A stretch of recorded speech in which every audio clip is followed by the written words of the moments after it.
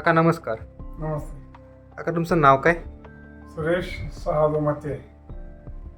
मला थोडा चालायचा प्रॉब्लेम होता, पण तो आता जवळजवळ 30-40% बरा झालेला आहे.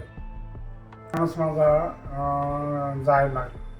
मग मी 2-4 ठिकाणी दवाखाने केले, पण काही फरक पडला नाही. त्यामुळं मग मी यूट्यूबवर सर्च करून इकडे स्वस्त हॉस्पिटल नांदगावला आलो.